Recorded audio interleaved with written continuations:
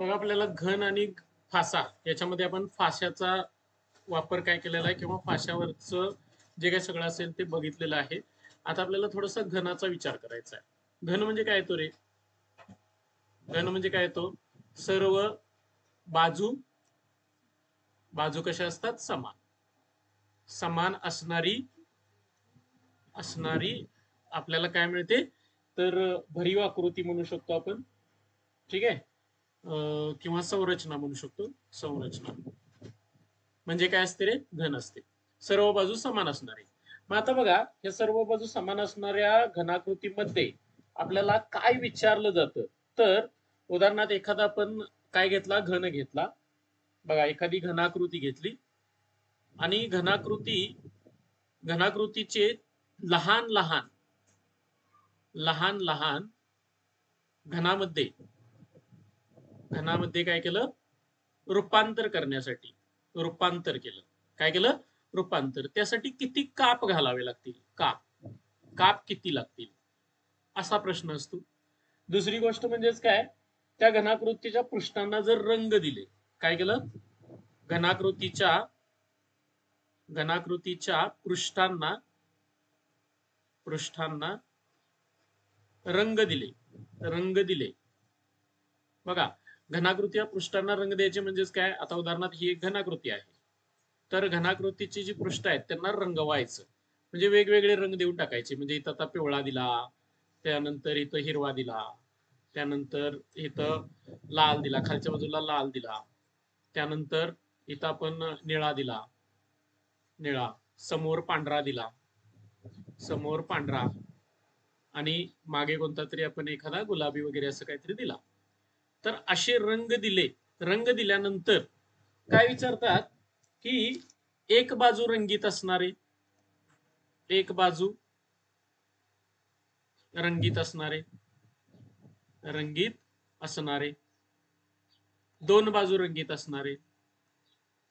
बाजू रंगीत असणारे आणि तीन बाजू रंगीत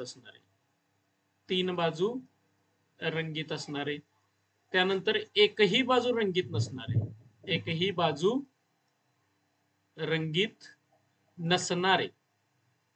नसणारे पृष्ठ किती आहेत? काय विचारलं जातं? पृष्ठ किती. बघा, या पद्धतीचे प्रश्न कशावरती विचारले जातात? घनाकृतीवरती विचारले जातात. आता घनाकृतीवरती या पद्धतीचे ज्यावेळी प्रश्न विचारले जातात तर याच्यामध्ये लक्षात घ्यायचं आहे की आपल्याला घनाकृतीचा जर विचार केला, एकच मिनिट, घनाकृतीचा जर आपण विचार केला तर घनाकृतीमध्ये आपल्याला या पद्धतीच्या गोष्टी बघायला मिळतील. तर याच्यासाठी आपल्याला काय आहे किंवा कशा पद्धतीने याचा विचार केला जातो तर लक्षात ठेवायचं, याच्यामध्ये काही गोष्टी आहेत त्या आपण आता म्हणजे प्रत्यक्ष काही गोष्टींचा विचार करायचा. काय? घनाकृतीची प्रत्येक बाजू म्हणजे प्रत्येक बाजूचे माप, घनाकृतीचे माप आपण म्हणूया. ठीक आहे. घनाकृतीचे माप. आता बघा, घनाकृतीचं माप जर समजा n असेल, n म्हणजे काय? आता उदाहरणार्थ म्हणतोय की मी 5 सेमी. किती आहे? 5 सेमी. म्हणजे n ची किंमत किती झाली रे? 5. ठीक आहे. आता बघा, याच्यामध्ये आपल्याला काय बघायला मिळतंय?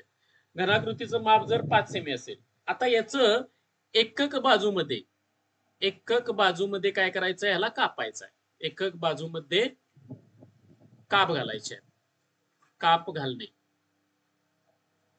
आता एकक बाजूमध्ये काप घालणं म्हणजेच काय रे? तर लक्षात ठेवायचं, प्रत्येक बाजू, आता ह्याची बाजू किती आहे रे? 5 सेमी म्हटलं. तर एकक बाजूची लांबी किती असणार आहे? बघा, एकक बाजू म्हणजे किती असणार आहे? 1 सेमी. किती असणार आहे? 1 सेमी. बघा, ह्याचं किती आहे? 5 सेमी. तर याचं किती येणार? 1 सेमी. एकक बाजू पाहिजे. कशी पाहिजे? एकक. म्हणजे 1 सेमी, 1 मिली, 1 मिलीमीटर, 1 सेंटीमीटर, 1 मीटर वगैरे अशा पद्धतीचं म्हणजेच एकक. त्याला काय म्हणतात? एकक बाजू. मग आता बघा, एकक बाजूमध्ये काप किती घालावे लागतात? जर बाजू किती असेल? n असेल. बाजूचं माप किती असेल? n असेल. तर एकक बाजू पाहिजे असेल तर आपल्याला घालावे लागणारे काप जे असतात ते किती असतात? बघा, n वजा 1 गुणिले 3 असतात. किती असतात? n वजा 1 गुणिले 3. आता याच्यासाठी बघा एक साधी गोष्ट घेऊया आपण. काय करूया? इथं एक मी घन करतो. ठीक आहे. हा एक घन घेतला, तयार केला. तर आता बघा, इथं मी घन पूर्ण सगळ्या बाजूने दाखवत नाही, फक्त असा दाखवतो. आपण घन शिकलेलोच आहोत आता, बरोबर आहे. आता बघा, हा समजूया 3 सेंटीमीटरचा आहे. कितीचा आहे? 3 सेंटीमीटरचा. मग मला काय करायचं आहे, एकक म्हणल्यानंतर 1 सेंटीमीटरचे किती भाग होणार रे? 3 ना. मग आता बघा, तर तुम्हाला इथं काय मिळेल बघा, इकडनं असं जर आपण त्याला उभा चिरला, हा एक भाग पडणार, बरोबर आहे.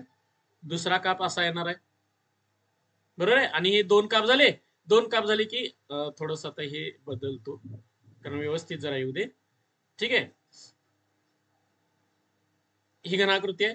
इथं आपल्याला बघा, पहिल्यांदा काय करायला पाहिजे, असा बरोबर हे 2 काप घालायला पाहिजेत. आता हे 2 काप असे सरळ इकडे पण जाणार ना, अशा पद्धतीनं पण ते जाणार. आता मात्र अनेक आपल्याला 2 काप घालावे लागतील. कसे? 1 सेंटीमीटर पाहिजे असेल तर इकडे पण 3 सेंटीमीटर आहे ना, मग इकडे पण 3 सेंटीमीटर आहे, तर ह्याचं पण 1 सेंटीमीटर मध्ये रूपांतर झालं पाहिजे, म्हणजे असं आडवं कापायला पाहिजे. आता हे आडवं कापणार म्हणल्यानंतर काय होणार आहे, असे दोन वेळा काप घालायला पाहिजे. म्हणजे काप किती घातले रे? हा पहिला काप, दुसरा काप, त्यानंतर तिसरा काप, आणि हा कितवा झाला? चौथा काप. आहे का बरोबर? काय कंडिशन आल्या? चौथा काप. अजून आपल्याला कसे काप घालायला पाहिजेत रे? असे घालायला पाहिजेत ना, इकडनं असे. म्हणजे बघा, इथनं काय येणार सांगा, असा काप घालायला पाहिजे आणि असा काप घालायला पाहिजे, म्हणजे तो असा उभा पण येईल. म्हणजे कितवा काप झाला रे आपला? हा 5वा. आणि हा कितवा झाला? 6वा. म्हणजे 6 काप घातले की काय काय होईल रे? हा एक एक ठोकळा तयार होईल का असा? हा एक ठोकळा किती सेंटीमीटरचा असणार आहे रे? 1 सेंटीमीटर बाय 1 सेंटीमीटरचा असणार आहे.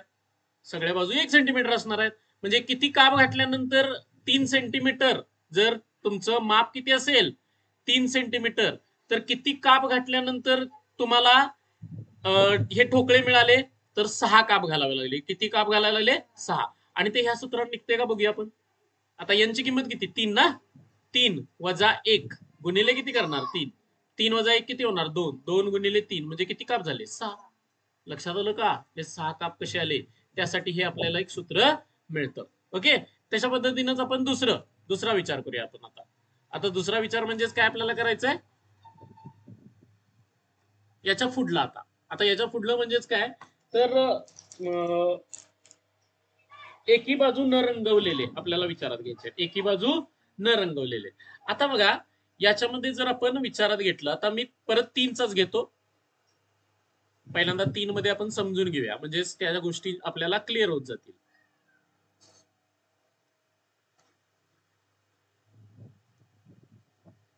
बघा, इथं आपण काय करणार,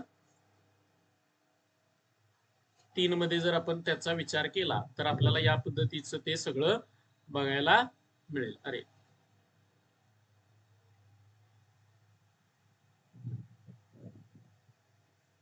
ठीक आहे. आता मला सांगा, याच्यामध्ये एकूण ठोकळे किती तयार होतील? तर याच्यामध्ये एकूण ठोकळे असणार आहेत ते काय मिळतात? एन क्यूब मिळतात. किती मिळतात? N cube. म्हणजे मी त्याच्यासाठी थोडस हे बदलतो, रंग बदलतो. एकूण ठोकळे, एकूण ठोकळे, छोटे छोटे ठोकळे आहेत ना, ते ठोकळे किती मिळतात रे? N cube. एन क्यूब म्हणजे काय रे? तर लक्षात ठेवा, एन किती होता रे आपला? 3 होता ना, 3 सेंटीमीटर. किती घेतलेलं आपण? 3 सेंटीमीटर. आता 3 सेंटीमीटरचं आपण 1 सेंटीमीटर मध्ये रूपांतर केलंय. किती किती सेंटीमीटर मध्ये? 1 सेंटीमीटर मध्ये. तर याच्यामध्ये एकूण किती मिळणार बघा आपल्याला? एन क्यूब म्हणजे 3चा घन. 3चा घन किती आहे ना? 27. इथं 27 ठोकळे तयार होतात. किती ठोकळे तयार होतात? 27. आता तुम्ही म्हणाल कसे कसे ते, तर बघा, इथं ह्या समोरच्या भागातच बघा, फक्त ह्या एवढ्या भागात, हा एवढा भाग आपण जर विचारात घेतला, तर ह्याच्यामध्ये किती ठोकळे तयार झालेत रे? 9 ठोकळे तयार झालेत. कुठं? 1 2 3, त्याच्या खाली हे 1 2 3, त्याच्या खाली 1 2 3, असे 9 ठोकळे इथं तयार झालेत. मग ह्याच्या पाठीमागल्या साईडला इथून इथं पण 9 असणार ना, आणि इथून इथं पण किती असणार आहेत? 9. म्हणजे बघा, ह्या एका लेअर मध्ये किती झाले? 9. ह्या दुसऱ्या लेअर मध्ये 9. ह्या तिसऱ्या लेअर मध्ये किती येणार? 9. 9 त्रिक 27. म्हणजे आपल्याला किती मिळणार? तर 3चा घन म्हणजे 27 ठोकळे मिळतील. तुम्ही कसे पण मोजा. म्हणजे आता तुम्हाला जर वाटत असेल असं वरच्या लेअर मध्ये मोजा, तर इथं सुद्धा 9 आहेत का बघा, हे आहेत ना. मग ह्या लेअर मध्ये 9 असतील, तर ह्या लेअर मध्ये 9, ह्या लेअर मध्ये किती असणार आहेत? 9. लक्षात आलं का? तर हे आपल्याला 27 ठोकळे मिळणार. आता बघा ह्या 27 ठोकळ्या आपण काय करणार आहे, आता प्रत्येक बाजूला रंग देणार. प्रत्येक बाजूला रंग दिला तर रंग न लागलेले ठोकळे बघायचे आहेत आपल्याला. काय बघायचंय? रंग न लागलेले ठोकळे. आता रंग न लागलेले ठोकळे कुठं असणार आहेत रे? आत असणार आहेत. रंग न लागलेले ठोकळे कुठं असणार आहेत? आत. आता मला सांगा, ह्या एका बाजूवरती किती ठोकळे आहेत, किती रंग लागलेले आहेत रे? 9 ना. इथं 9 आहेत, बरोबर आहे. इकडल्या साईडनं जरी सुद्धा बघितलं तर किती मिळणार आपल्याला? 1 2 3 4 5 6 7 8 9, बरोबर आहे. तिकडल्या बाजून बघितलं तरी 9. असं प्रत्येक ठिकाणावरून तुम्ही बघितलं तर 9 मिळतील. परंतु याच्यामध्ये काही ठोकळे आपण परत परत मोजतोय. याच्यामध्ये काय करतोय? काही ठोकळे आपण परत परत मोजतोय. मग ते वजा घालून जे शिल्लक राहतात त्यांना रंग लागलेला नसणार आहे. आता बघा, हा ठोकळा तुम्ही 3 वेळा मोजणार आहे. कुठला? ह्या कोपऱ्यातला. पाहिजे तर मी याला काय करतो, एकच मिनिट. आता तुम्ही म्हणा हा ठोकळा 3 वेळा कसा काय मोजला? तर लक्षात ठेवायचं, इकडून बघत असताना सुद्धा त्याला मोजणार तुम्ही, बरोबर आहे. वरून बघत असताना सुद्धा त्याला मोजणार, बरोबर आहे. आणि ह्या इकडल्या आतल्या बाजूला बघत असताना सुद्धा त्याला मोजणार. म्हणजे हा ठोकळा तुम्ही किती वेळा मोजताय? 3 वेळा मोजताय. म्हणजे ऍक्च्युली बघा, हा 3 वेळा मोजताय, हा 3 वेळा मोजताय, इथला 3 वेळा मोजताय, इथला 3 वेळा मोजताय, इथला 3 वेळा मोजताय, इथला 3 वेळा मोजताय, इथला 3 वेळा आणि पाठीमागल्या कोपऱ्यातला 3 वेळा. म्हणजे 8 ठोकळे तुम्ही किती वेळा मोजताय रे? 3 वेळा मोजताय. ठीक आहे. आता बघा, 8 ठोकळे 3 वेळा मोजताय. तसा बघा, हा ठोकळा तुम्ही 2 वेळा मोजताय. का? इकडे पण मोजलेला असणार आहे आणि इकडे पण मोजलेला असणार आहे. 2 वेळा मोजला. तसा हा ठोकळा पण 2 वेळा मोजणार का तुम्ही? इकडं आणि पाठीमागल्या साईडला, इकडल्या साईडला 2 वेळा. तसा हा ठोकळा पण 2 वेळा आहे का? वरच्या बाजूला पण मोजणार आणि समोरच्या बाजूला पण मोजणार. हा ठोकळा समोरच्या बाजूला पण मोजणार आणि खालच्या बाजूला पण मोजणार.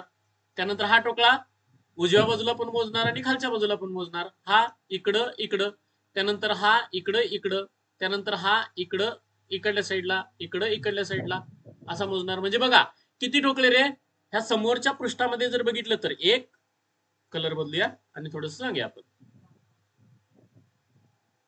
समोरच्या पृष्ठात बघितलं तर हा एक ठोकळा, दुसरा ठोकळा, तिसरा ठोकळा आणि चौथा ठोकळा. 4 ठोकळे तुम्ही 2 वेळा मोजलेत, बरोबर आहे. आता इकडल्या बाजूला बघितलं तर तुम्हाला 1 2 3 4, परंतु हा मोजायची गरज नाही. 1 2 3 4, ओके. तसंच बघा पाठीमागल्या साईडला पण येणार 1 2 3 4. असे किती मोजलेले असणार आहेत रे तुम्ही? तर 12 ठोकळे तुम्ही काय केलेले असणार आहेत? किती वेळा मोजलेले असणार आहेत? थांबा, 12 कसे होतील? तर बघा, हे 4, त्यानंतर हे 4, त्यानंतर तिकडले 4 आणि इकडले 4, 4 चोक 16 ठोकळे. किती मिळणार आपल्याला? 16 ठोकळे, बरोबर आहे का? बघा, बोला बोला बोला, लवकर लवकर लवकर. किती ठोकळे? किती ठोकळे? 12 ठोकळे तुम्ही काय केलेले असणार आहेत? तर किती वेळा? 2 2 वेळा मोजलेले असणार आहेत. आणि मग राहतोय तो हा बघा, हा समोरचा 1 2, खालचा 1, इकडला 1, तिकडला 1, पाठीमागला 1. असे तुम्ही 6 ठोकळे किती वेळा मोजणार आहे? 1 वेळा मोजणार आहे. म्हणजे बघा, 8 ठोकळे 3 वेळा मोजलेत, 12 ठोकळे 2 वेळा, 6 ठोकळे 1 वेळा मोजलेले आपल्याला बघायला मिळणार आहेत. हे जर आपण विचारात घेतलं तर बघा, याच्यावरून आपल्याला एक सूत्र तयार केलं जातं की एकही बाजू न रंगवलेला काय मिळतो आपल्याला? बघा, एकही बाजू न रंगवलेला किती मिळणार आपल्याला? इथं सूत्र तयार करूया, वेगळ्या रंगात घेऊया. एकही बाजू न रंगवलेला, रंगवलेले ठोकळे, रंगवलेले ठोकळे. तर आता एकही बाजू न रंगवलेले ठोकळे काढण्यासाठी एक सूत्र तयार होतं आणि ते म्हणजेच काय बघा, n-2 चा घन. काय मिळतं आपल्याला? n-2 चा घन. मग आता n म्हणजे किती आपलं रे? 3. 3 - 2 किती झालं? 1. ह्याचा घन करायचा आहे म्हणजे 1 चा घन. म्हणजे इथं एकच ठोकळा आहे, तो बिन रंगवलेला आहे. आणि तो कुठं असणार आहे रे? ह्याच्या आतल्या बाजूला असणार आहे, मधी. कुठं असणार आहे? आतल्या बाजूला. त्याच्यावरती कुठल्याही प्रकारचा रंग लागणार नाही.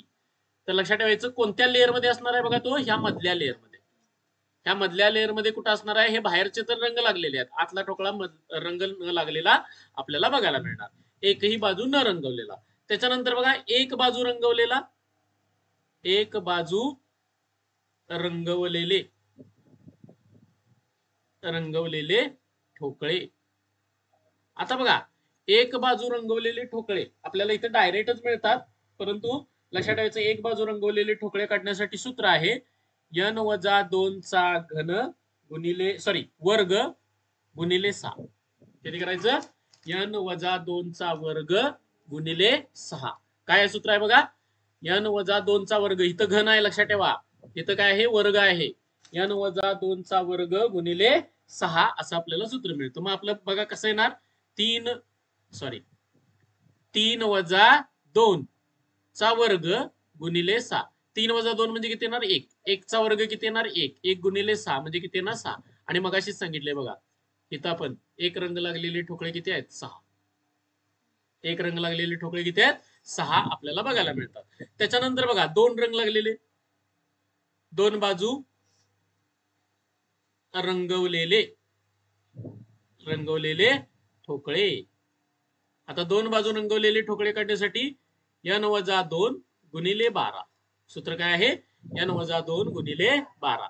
आता n-2 म्हणल्यानंतर काय मिळणार आपल्याला 3-2 त्या गुणिले 12. 3-2 म्हणजे 1. 1 गुणिले किती येणार 12. आणि 12 ठोकळे बघा एक रंग लावलेले आहेत का, 2 रंग लावलेले, किती मिळणार आपल्याला 2 रंग लावलेले 12 ठोकळे आपल्याला बघायला मिळतात. आणि मग येतं किती 3 रंग लावलेले, 3 रंग, 3 बाजू रंगवलेले. आता 3 बाजू रंगवलेले म्हणजे कोपऱ्यातले रंगवलेले ठोकळे, ते किती असतात कायमच किती मिळणार आपल्याला 8च मिळणार. कारण का कोपऱ्यातले सगळे जे ठोकळे आहेत ते किती रंगानं रंगवलेले असणार आहेत, तर 3 रंगानं रंगवलेले आपल्याला बघायला मिळणार. आणि त्याची संख्या कायम किती असते 8. मग तुमचा 5 सेंटीमीटरचा असू दे, 10 सेंटीमीटरचा असू दे, 15 सेंटीमीटरचा असू दे, कितीचा पण असू दे, तर त्याच्यामध्ये आपल्याला काय मिळतं या पद्धतीच्या गोष्टी मिळतात. मग इथे एक उदाहरण तयार केलंय, काय काय बघा रे, ह्या कापलेला आहे, किती मिळणार बघा आपल्याला 1, 2, 3, 4. तसंच इकडे पण आहे का बघा 1, 2, 3, 4. अरे इकडे मी एक वाढवलाय, ठीक आहे. आपण काय करूया, हा वरचा लेअर नाही असं समजा, ठीक आहे, हा वरचा भाग नाही असं समजून घ्या. तर हा वरचा भाग न घेता आपल्याला बघा इकडं 1, 2, 3 आणि 4 सगळीकडे किती आहे 4 4. म्हणजेच बघा 4 सेंटीमीटरचं आपण किती केलंय रे, 4 सेंटीमीटरचं 1 सेंटीमीटर मध्ये रूपांतर केलंय. मग आता याच्यावरून आपल्याला काय मिळेल रे, एकूण ठोकळे. हा, एकूण ठोकळे काढण्याचं सूत्र काय, n चा घन म्हणजे काय होणार 4 चा घन किती होणार 64. एकूण ठोकळे किती येणार 64. त्यानंतर पुढलं काय काढायचंय, एक रंग लागलेले, एक रंग ठोकळे. हा, मी थोडक्यात लिहितोय, काय ते n वजा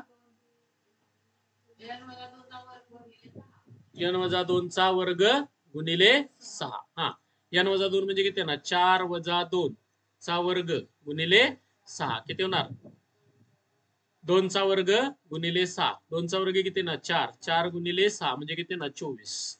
ठीक आहे.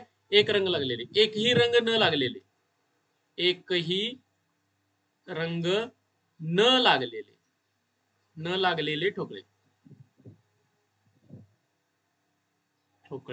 हा, एकही रंग न लागलेले ठोकळे कसे काढायचे, n-2 चा घन. हा, n किती आहे 4. 4 - 2 चा घन म्हणजे 2 चा घन किती येणार 8. पुढं दोन बाजू रंग. हा, 2 बाजू रंग ठोकळे किती येतं n-2 गुणिले 12. n बरोबर किती आहे 4. 4 गुणिले 2 4 - 2 गुणिले 12 म्हणजे काय ना 4 - 2 2 2 गुणिले 12 किती येणार 24. आणि 3 बाजू रंग ठोकळे ते किती असणार आहेत कायमचेच 8. किती मिळणार आपल्याला 8. मग याच गोष्टी तुम्हाला इथं विचारल्या जातात, काय वेगळं विचारलं जात नाही. तर हा, याच्यामध्ये थोडस अवघड करण्यासाठी तुम्हाला प्रत्येक बाजूला रंग लावतील, म्हणजे ह्या बाजूला हा रंग लावला, तो रंग लावला असं म्हणतील, आणि तुम्हाला विचारतील की बाबा पांढरा पिवळा रंग असणारे ठोकळे किती. तर ते सोपं असतं, लक्षात ठेवायचं. आता उदाहरणार्थ बघा, ह्या वरच्या बाजूला आता गुलाबी लावलाय, बरोबर आहे. गुलाबी. त्याच्यानंतर या बाजूला समोरच्या बाजूला मी म्हटलं की हिरवा लावलाय. की तो कोणता लावलाय? हिरवा. त्यानंतर या बाजूला लावलाय पिवळा. पाठीमागल्या बाजूला लावलाय निळा. ठीक आहे. मग तुम्हाला असं म्हणतील की निळा आणि गुलाबी रंग असणारे ठोकळे. निळा आणि गुलाबी रंग असणारे ठोकळे किती रे? एकच. म्हणजे दोन्ही रंग असणारा कुठला मिळणार माहितीये का? हा गुलाबी वरच्या बाजूचा आणि निळा खालच्या बाजूचा. आता इथं किती मिळणार तुम्हाला? 2 मिळणार आहेत. इथं किती मिळणार आहेत? 2. कारण इथं आपल्याला ह्या भागातले 2 ठोकळे विचारात घ्यावे लागतील. तसं बघा, तुम्हाला जर आता बघा हिरवा आणि पिवळा रंग लागलेले ठोकळे किती विचारलं असतं. आता वरचा लेअर धरायचाच नाही म्हणून सांगितलंय ना मी. हा सोडून द्या. तर इथं बघा पिवळा आणि हिरवा रंग लागलेले हा एक ठोकळा आणि हा एक ठोकळा. झाले 2 ठोकळे. म्हणजे हे काढणं सोपं राहतं. फक्त तुम्हाला ह्या गोष्टी व्यवस्थित माहित पाहिजेत. काय बघा, एकूण ठोकळे काढायचे असतील तर यांचा घन. एक रंग लागलेले ठोकळे पाहिजे असतील तर n वजा 2 चा वर्ग गुणिले 6. एकही रंग न लागलेले ठोकळे पाहिजे असतील तर n वजा 2 चा घन. 2 बाजू रंग असलेले ठोकळे पाहिजे असतील तर n वजा 2 गुणिले 12. आणि 3 बाजू रंग असलेले ठोकळे किती येतात? 8च आपल्याला बघायला मिळतात. हे लक्षात आलं का? सिंपल गोष्टी आहेत. व्यवस्थित घ्या फक्त आता त्याला.